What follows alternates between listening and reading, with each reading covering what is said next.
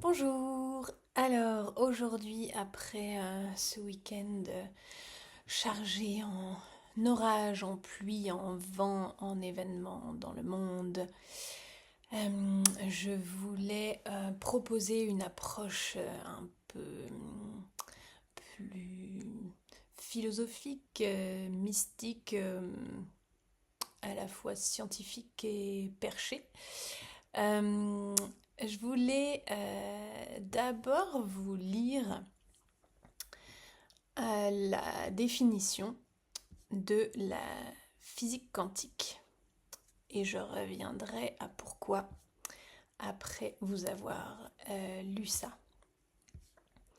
Donc, la mécanique quantique est la branche de la physique théorique qui a succédé à la théorie des quanta et à la mécanique ondulatoire pour étudier et décrire les phénomènes fondamentaux à l'œuvre dans les systèmes physiques, plus particulièrement à l'échelle atomique et subatomique.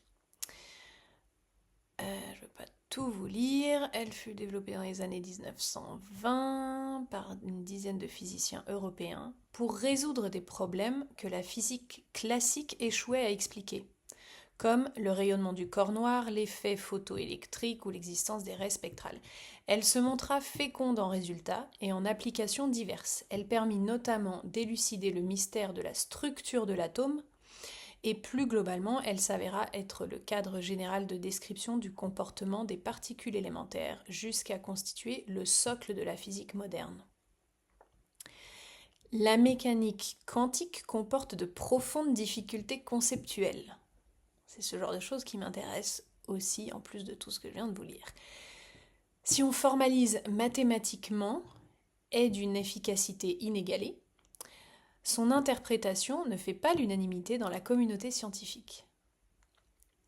Parmi ces concepts, on peut citer la dualité onde-corpuscule, la superposition quantique, l'intrication quantique ou encore la non-localité.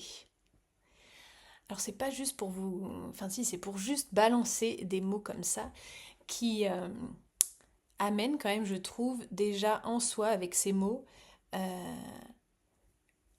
ça fait un peu des électrochocs au mental et si on lâche pas juste d'un coup, je trouve que ça pose comme ça des concepts et ça ouvre déjà une autre manière de voir le monde, je vais dire, alors que ce sont des thèmes, des termes scientifiques et des scientifiques qui sont dans la pratique de la matière dans leurs expériences pour écrire ce... Voilà, rien que dans l'explication, je trouve que ça ouvre un peu la pensée. L'expression physique quantique désigne le corpus théorique plus étendu qui s'appuie sur la mécanique quantique pour décrire un ensemble plus vaste de phénomènes, dont les interactions fondamentales dans le modèle standard. Voilà. Bref, donc ces thèmes-là, donc par exemple dualité, onde, corpuscule, superposition quantique, intercation quantique, non-localité, voilà, c'est une science qui étudie beaucoup le concept de réalité, le concept du temps, et qui fait des expériences vraiment sur l'atome, sur les protons, sur les électrons. Et ça challenge, je trouve pas le mot français, vraiment notre vision de la réalité. C'est quoi le monde, c'est quoi la réalité du monde. Et ça montre à quel point notre cerveau est limité pour le comprendre et pour le conceptualiser. Et que nos sens et notre compréhension mentale ne sont pas forcément aussi ancrés dans la roche, comme on peut dire.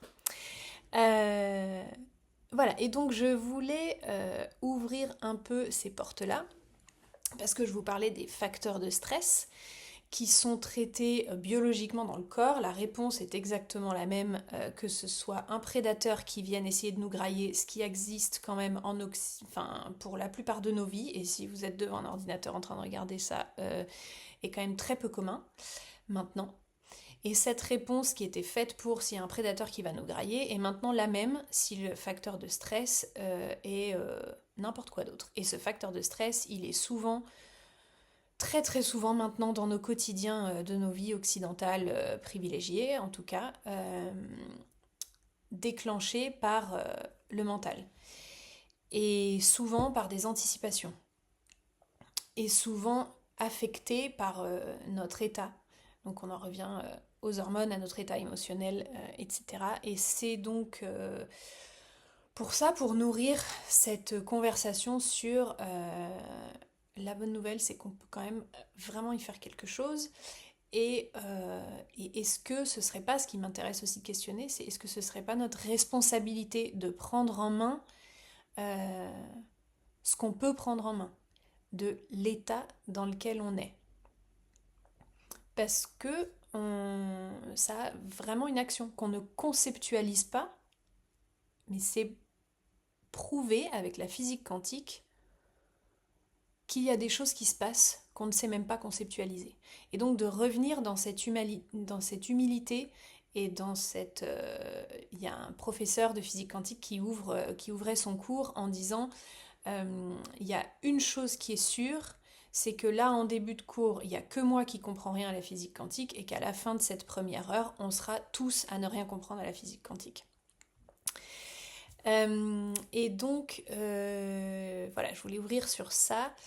Et surtout en ces temps où ce qui se passe dans le monde peut vraiment affecter notre état nerveux, émotionnel et nos pensées, notre mode de pensée, et que ça peut vraiment partir dans un cercle vicieux où on ne voit plus que ça et on est sûr que c'est la réalité.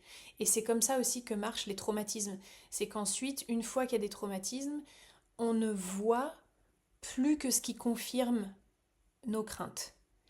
Et donc c'est pas pour dire que Trump c'est une bonne nouvelle, c'est vraiment la question du verre à moitié vide et du verre à moitié plein. Il n'est pas question de nier que le verre est à moitié plein, mais si on regarde toujours que le monde avec le verre est à moitié plein, sans l'humilité de on ne sait pas ce que c'est vraiment la réalité, on n'a aucune idée, et en plus ça a un pouvoir, un effet puissant que de regarder le monde en regardant que le verre est aussi à moitié plein, et de vraiment muscler ce muscle et de prendre la responsabilité de ça, ça a un effet domino sur tout.